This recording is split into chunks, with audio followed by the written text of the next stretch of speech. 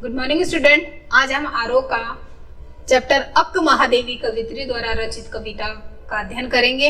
इसमें पहले हम अक्क महादेवी के बारे में जानकारी प्राप्त करेंगे। अक्क का अर्थ होता है बहन, और ये थी एक शिव भक्त। ये अपने आप को शिव की भक्त मानती थी और शिव को अपना आराध्य मानती थी। अक्क महादेवी का जन्म 12वीं सदी कर्नाटक के उड़ितरी गांव जिला शिवमोगा में हुआ था। अब इनकी प्रमुख रचनाएं, इन्होंने कौन कौन सी रचनाएं करी थी? हिंदी में वचन सौरभ नाम से, अंग्रेजी में स्पीकिंग ऑफ शिवा S.A. के रामानुज के आधार पर प्रचलित हुई थी। अब इनके बारे में बताया गया है कि इतिहास में वीर शैव आंदोलन से जुड़े कवियों और रचनाकारों की एक लंबी सूची है। जो इतिहास में जो वीर शैव मत था उसके अंतर्गत जुड़े हुए कवियों के आधार पर बहुत सारे लोगों का इसमें नाम है। इसके अंतर्गत एक नाम अक्क महादेवी का भी आता है। अक्क महादेवी इस आंदोलन से जुड़ी एक महत्वपूर्ण कवयित्री मानी जाती है। चन्न मल्लिकार्जुन देव अर्थात शिव, चन्न मल्लिकार्जुन का मतलब है शिव, इनके आराध्य थे। ये अपने आप को शिव की भक्त मानती थी। बसवन्ना और अल्लमा प्रभु इनके समकालीन कन्नड़ संत कवि थे। इनके प्रमुख कवियों में इनके समक्ष जो कवि थे बसवन्ना और अल्लमा थे। कन्नड़ भाषा में अक शब्द का अर्थ होता है बही, और उसी के नाम से इनको जीवन में पहचान मिली थी। अक्क महादेवी अपूर्व सुंदरी थी। ये बहुत ही उस समय में बहुत ज्यादा इनके रूप सौंदर्य था, और एक बार वहां का स्थानीय राजा इनके अद्भुत अलौकिक सौंदर्य देखकर मुग्ध हो गया। तो इनके बारे में एक कथा थी जो उजागर हुई है कि बताया गया ये बहुत ज्यादा विश्व सुंदरी के नाम से जानी जाती थी, और उस समय अद्भुत अलौकिक, जिसकी कोई कल्पना नहीं कर सकता, जो इस लोक में नहीं है, उस तरह की आश्चर्य सौंदर्य प्रदर्शित करने वाली ये महिला थी। और इनके सौंदर्य को देखकर वहां के जो स्थानीय राजा था वो इनके पर मुग्ध हो गया था तथा इनसे विवाह हेतु इनके परिवार पर दबाव डाला, और वह राजा इनसे विवाह करना चाहता था। और उस विवाह के में जो बाधाएं आ रही थी उस कारण उन्होंने उनके परिवारजनों पर काफी दबाव डाला। अक्क महादेवी ने विवाह के लिए राजा के सामने 3 शर्तें रखी थी। अब देखना उन्होंने कौन कौन सी 3 शर्तें दी। विवाह के लिए मान तो गई थी, लेकिन उन्होंने 3 शर्तें रखी थी। विवाह के बाद राजा ने उसे उन शर्तों का पालन नहीं किया, इसलिए महादेवी ने शस्त्र वस्त्राभूषण तथा राज परिवार को छोड़ दिया। जब विवाह से पहले उनकी शर्त हुई थी कि 3 शर्तें हैं, उनका पालन करना होगा तो ही उनके साथ वो वैवाहिक जीवन बिता पाएगी, लेकिन जो राजा थे उन्होंने उसकी शर्तों का पालन नहीं किया, और इसी कारण अक्क महादेवी ने अपने जो भी वस्त्र आभूषण तथा राज परिवार जैसा राशि ठाट बाट वगैरह सभी उन्होंने त्याग दिया। पर यह त्याग स्त्री केवल शरीर नहीं, इसके गहरे बोध के साथ महावीर आदि महापुरुषों के समक्ष खड़े होने का प्रयास था। इस दृष्टि से देखे तो मीरा की पंक्ति तन की आस कबू नहीं कीनी, जो रणमाही सुरो अक पर पूर्णतः चरितार्थ होती है। मीरा की पंक्तियों के द्वारा इसका विश्लेषण इसमें किया गया है। अक के कारण शैव आंदोलन से बड़ी संख्या में स्त्रियां, जिनमें अधिकांशतः निचले तबकों से ही थी। जो अक्क महादेवी ने जो शैव आंदोलन चालू किया था उसमें जो मिडिल क्लास की औरतें थी, जो नीचे स्तर की औरतें थी, वो इनके साथ काफी औरतें जुड़ी और उन्होंने अपने संघर्ष और यातना को कविता के रूप में उजागर किया, अभिव्यक्त किया। और जो भी इन्होंने अपने आजादी प्राप्त करने के लिए या अपने जो भी महत्वपूर्ण बिंदु प्राप्त करने के लिए जो भी इन्होंने संघर्ष किया या उन पर जो भी यातनाएं की जा रही थी, अत्याचार किए जा रहा था, उन्होंने उस आंदोलन के द्वारा जनता के सामने वो प्रकट किया। इस प्रकार अक्क महादेवी की कविता पूरे भारतीय साहित्य में इस क्रांतिकारी चेतना का पहला सृजनात्मक दस्तावेज है कि किसी ने तो अपने खिलाफ या औरतों पे जो भी हो रहे अत्याचार को उन्होंने जनता के सामने उजागर किया है, ये प्रमुख बताया गया। और संपूर्ण स्त्रीवादी आंदोलन के लिए एक अजस्र प्रेरणा स्रोत रहा, पूरे स्त्री समुदाय के लिए एक प्रेरणा स्रोत माना जाता है। यहाँ इनके 2 वचन लिए गए हैं। दोनों वचनों का अंग्रेजी में अनुवाद केदारनाथ सिंह ने किया है कि जो भी इन्होंने राजा से जो वचन मांगे थे उसमें 2 वचनों का उल्लेख इसमें किया गया है और उनका विश्लेषण हिंदी में अंग्रेजी से अनुवाद करने केदारनाथ ने इनका विश्लेषण किया है। प्रथम कविता या वचन में इंद्रियों पर नियंत्रण का संदेश दिया गया। जो 2 वचन दिए थे इसमें पहली कविता के अंतर्गत इन्होंने क्या बताया गया है कि वचन पर इंद्रियों पर नियंत्रण का संदेश किया है। जो भी अपने मन की जो इंद्रियां हैं, इच्छाएं हैं, आकांक्षाएं हैं, उस पर व्यक्ति को सबसे पहले नियंत्रण करना चाहिए। यह उपदेशात्मक न होकर प्रेम भरा मनोहार था। इन्होंने ये उपदेश के माध्यम से नहीं कहा, इन्होंने जनता से आग्रह करके प्रेम से इन्होंने ये अनुभूति अपनी जनता के सामने रखी है। दूसरा वचन एक भक्त का ईश्वर के प्रति पूर्ण समर्पण। पहले के अंतर्गत इन्होंने अपने मन की इंद्रियों को कंट्रोल करने का या नियंत्रण करने का बताया है और दूसरे वचन में इन्होंने क्या बताया, ईश्वर भक्ति का, ईश्वर के प्रति, अपने आराध्य के प्रति पूर्ण समर्पण की भावना को इसमें उजागर किया है। चन्न मल्लिकार्जुन की अनन्य भक्त अक्क महादेवी। चन्न मल्लिकार्जुन मतलब शिव की एक परम भक्त अक्क महादेवी उनकी अनुकंपा के लिए हर भौतिक वस्तु से अपनी झोली खाली रखना चाहती है। चन्न मल्लिकार्जुन अनन्य भक्त अक्क महादेवी उनकी अनुकंपा के लिए हर भौतिक वस्तु से अपनी झोली खाली रखना चाहती थी। इसमें यह बताया गया है कि वो शिव को अपना आराध्य मानती थी, वो शिव भक्त थी और इसी कारण वो अपनी भक्ति में पूर्ण लीन होकर जो भी उसके भौतिक जीवन में आवश्यकता की चीजें थी वो उनसे दूर रहना चाहती थी। वो ये नहीं चाहती थी कि वो चीज उसे हासिल हो, वो यही चाहती थी कि ये चीज उसे नहीं मिले। अगर मिल जाती तो ईश्वर भक्ति नहीं कर पाती, इसलिए वो हर पल यही कामना करती थी कि वो जो भी भौतिक वस्तु है उनसे वे दूर रहे और हर आवश्यकता की पूर्ति के लिए वो अपनी झोली को खाली ही रखना चाहती थी। वे ऐसी निष्प्रह स्थिति की कामना करती कि जिससे उनका स्वयं या अहंकार पूरी तरह से नष्ट हो जाए। जो भी उनके मन के अंदर जो अहंकार था वह पूर्णतः नष्ट हो जाए, वो ऐसी भावना रखती थी और इसी भावना से रहकर उन्होंने शिव की भक्ति की थी और इसीलिए उन्होंने अपने आप को बिल्कुल जीवन की जो भी आवश्यकता की पूर्ति होती है, जो भी जरूरत की चीज होती है, उनसे अपने आप को खाली रखना चाहती थी। जैसे मान लो कि रोटी भी वो नहीं चाहती थी, उसे भोजन, कपड़ा आदि वो कोई भी चीज की उसकी कामना नहीं थी। वे यही चाहती थी कि इन सब चीजों से उनकी झोली खाली ही रहे।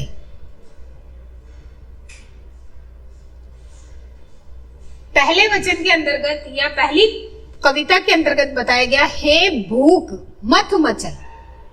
भूख को आधार मानकर वो कह रही है कि मत मचल, तुम इतनी भूख मुझे मत लगो, प्यास तड़प मत। और प्यास को भी उन्होंने यही बताया क्या कि ना तो मुझे भूख लगे ना मुझे प्यास के लिए मैं व्याकुल हूं। हे नींद मत सता। और जब उनकी आंखों में नींद आए तो उसको भी वो टालना चाहती है कि मेरी आंखों में नींद नहीं आए, क्योंकि वो ईश्वर को ही प्राप्त करना चाहती थी। क्रोध मचा मत उथल पुथल। और अपने मन के अंदर, अपने विचारों के अंदर वो क्रोध से भी दूर रहना चाहती थी और क्रोध से भी वे यही चाहती थी कि वो उनके मन के अंदर नहीं आए और अपने विचारों को डगमगाने नहीं देवे। हे मोह मतलब किसी चीज को पाने की इच्छा, लालसा, जिज्ञासा, पास अपने ही ढील, लोभ मत ललचा। लोभ से भी वह या मोह से भी वह क्या दूर रहना चाहती थी। वह किसी भी लालच में, किसी के मोह प्रेम में वह फंसना नहीं चाहती थी। हे मद मत कर मदहोश। और वह जो भी किसी भी चीज का नशा है उस नशे से भी वह अपने आप को दूर रखना चाहती थी, उसमें मदहोश होना नहीं चाहती थी। ईर्ष्या जला मत। और किसी की खुशी या किसी के ऐशो आराम, किसी के वैभव, किसी के सम्मान को देखकर वह ईर्ष्या से भी दूर रहना चाहती थी। वह यही चाहती थी कि ईर्ष्या की भावना भी मेरे मन के अंदर नहीं आए, जिससे कि मैं अपने आप को पूरी तरह से सुरक्षित महसूस कर सकूं। ओ चराचर मत चूक अवसर। ओ जीवन को चलाने वाले, ये अवसर को मत चूको, इस अवसर को मत छोड़ो। आई हूं संदेश लेकर चन्न मल्लिकार्जुन का। वो कह रही है कि मैं इस संसार में जो मेरा जन्म हुआ है तो किस आधार पे हुआ है कि मैं चंद मल्लिका अर्जुन मतलब शिव का एक संदेश लेकर आई हूं। और वो संदेश क्या है? हे मेरे जूही के फूल जैसे ईश्वर, जूही के फूलों के समान उन्हें अपने ईश्वर को बताया गया है। मंगवाओ मुझसे भी। अब वो ईश्वर से क्या कामना कर रहे हैं? कोई भी बंदा ऐसा जीवन में अपने जीवन में ऐसी कामना नहीं करता है जो अक महादेवी ने अपने जीवन में ईश्वर से कामना कही है। लोग अपनी इच्छाएं, आकांक्षाएं, अपनी जरूरत की चीजें ईश्वर से मांगते हैं, लेकिन एक ये कवयित्री ऐसी है, उन्होंने अपनी हर आवश्यकता की पूर्ति को दूर रहने के लिए ही इसमें बताया गया कि मंगवाओ मुझसे भीख। वो क्या कह रही है ईश्वर से कि हे ईश्वर मुझसे भीख मंगवाओ और कुछ ऐसा करो और मेरे जीवन में ऐसा करो कि पहले तो आज तक आपने कभी देखा भी नहीं होगा, ना ये सुना होगा कि कोई अपने जीवन में ये मांगना चाहता कि भीख। लेकिन ये कवयित्री ने अपने जीवन में क्या मांगा? ईश्वर से भीख मांगी है कि मुझसे भीख मंगवाओ। और उसके साथ भीख के साथ भी उन्होंने क्या मांगा ये देखो कि भूल जाऊं अपना घर पूरी तरह, मैं पूरी तरह से अपने घर परिवार संसार को पूर्णतः भूल जाऊं। मुझे अपने भविष्य के बारे में, अपने वर्तमान के बारे में और अपने पास के भूतकाल के बारे में कोई भी जानकारी नहीं हो, वो सारा चीज मैं भूल जाऊं। झोली फैलाऊं और ना मिले भीख। पहले उन्होंने ईश्वर से अरदास करी कि मुझसे भीख मंगवाओ, और लेकिन बाद में उन्होंने कहा कि मैं अपने संसार में सब कुछ भूल जाना चाहती हूँ, मुझे इस तरह का बना दो, मुझे कुछ भी याद नहीं रहे। और जब मैं किसी के आगे झोली फैलाऊं, भीख मांगने के लिए झोली फैलाऊं तो ना मिले भीख, और जब मैं झोली फैलाऊं तो उसमें मुझे कोई भी भीख नहीं डाले। कोई हाथ बढ़ाए कुछ देने को, और अगर मैंने किसी के सामने झोली फैला भी दी और किसी ने उसमें मुझे डालने की कोशिश भी करी कि मुझे कोई भीख डाल देवे, कोई हाथ बढ़ाए कुछ देने को, कोई मुझे भीख देने के लिए अपना हाथ बढ़ाए, तो फिर वो क्या चाहती है देखो, तो वह गिर जाए नीचे। और जैसे ही कोई मेरी झोली में भीख डालने की कोशिश करे तो क्या है, वो मेरी झोली में ना आकर जमीन पर गिर जाए। और यदि मैं झुकूं उसे उठाने, और अगर वो चीज जो मेरी झोली में डालना चाह रहा था झोली में नहीं आई, वो जमीन पे गिर गई, और अगर मैं उसे उठाने के लिए नीचे झुकूं तो फिर क्या हो, तो कोई कुत्ता आ जाए, और जैसे ही मैं उसे उठाने के लिए नीचे झुकूं और कुत्ता वहां पर आ जाए, वो ऐसी कामना ईश्वर से कर रही है और उसे झपट कर छीन ले मुझसे। और जो भी चीज मेरी भीख में मुझे मिली है, जिसे मैं नीचे झुककर उठाने की कोशिश कर रही हूँ, और वैसे ही कुत्ता अचानक आ जाए और मेरे हाथ में आई हुई चीज को वो मुझसे झपट कर ले जाए, मतलब मेरे हाथ में कुछ ही ना रहे, मेरे हाथ खाली के खाली रहे। ऐसी कामना उन्होंने अपने ईश्वर से कर रही है। ये हमारी अक्क महादेवी की कविता पूरी हुई है, और अब हम इसके आगे प्रश्न उत्तर करेंगे। पहला प्रश्न ये आता है कि लक्ष्य प्राप्ति में इंद्रियां बाधक होती है, इसके संदर्भ में अपने तर्क दीजिए।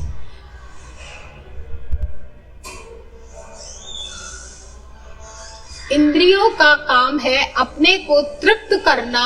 इंद्रियों की तृप्ति के फेर में मानव जीवन भर भटकता रहता है।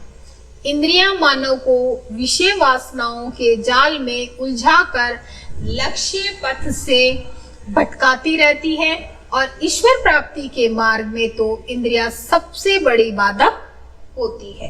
क्योंकि अगर ईश्वर को प्राप्त करना है तो सबसे पहले कवित्री ये बताती है अपने मन पर नियंत्रण करना होता है, और ईश्वर और सबसे मेन बाधक यही बताया कि अगर मन पे नियंत्रण नहीं कर पाओगे तो ईश्वर की प्राप्ति संभव नहीं है। यह साधक तो संसार की मोह माया में उलझ कर रखती है और ईश्वर भक्ति के मार्ग की ओर बढ़ने नहीं देती है। अतः यह सरासर सत्य है कि लक्ष्य प्राप्ति में इंद्रियां बाधक होती है। अब हमारा दूसरा प्रश्न आता है, ओ चराचर मत चूक अवसर। इस पंक्ति का आशय स्पष्ट कीजिए। तो इन पंक्तियों के माध्यम से कवयित्री ने समस्त संसार को ईश्वर भक्ति से न चूकने की प्रेरणा दी है। भारतीय दर्शन के अनुसार मानव जन्म बड़ी कठिनाइयों से प्राप्त होता है। कवयित्री का मानना है कि जो मानव जीवन मिला है वो बहुत ही कठिनाइयों के बाद में हमें मिला है। भक्ति द्वारा जन्म मरण के चक्र से छुटकारा प्राप्त किया जा सकता है। तो जीवन के मूल मंत्र है, जीवन की मोह माया है, वो सिर्फ हम भक्ति के द्वारा ही हमें उसे छोड़ा जा सकता है। इसलिए कवयित्री इस अवसर का लाभ उठाने के लिए कहती है। कवयित्री के अनुसार हम सभी को इस जीवन का लाभ उठाते हुए शिव भक्ति में अपना जीवन समर्पित कर देना चाहिए। जीव यदि इंद्रियों के वश में होकर रहेगा तो वह सांसारिक मोह माया में उलझा रहेगा। इस कारण ईश्वर प्राप्ति से चूक जाएगा। अतः समय रहते हमें इस दुर्लभ अवसर का लाभ उठा लेना चाहिए। अब आता है तीसरा प्रश्न, ईश्वर के लिए किस दृष्टांत का प्रयोग किया गया है और ईश्वर और उसके साम्य का आधार बताइए। ईश्वर के लिए जूही के फूल का दृष्टांत दिया गया है। ईश्वर और जूही के फूल का साम्य का आधार उसकी सुंदरता और उसकी महक को बताया गया है। जूही के फूल बहुत छोटे और सुकुमार और मधुर और सुगंध वाले होते हैं।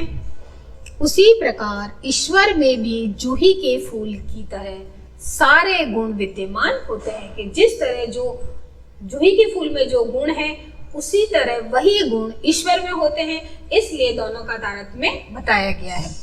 ईश्वर भी अत्यंत सूक्ष्म, कोमल और मधुर गुण वाले होते हैं और जूही के फूल की तरह ईश्वर की सुगंध भी चारों ओर फैली होती है।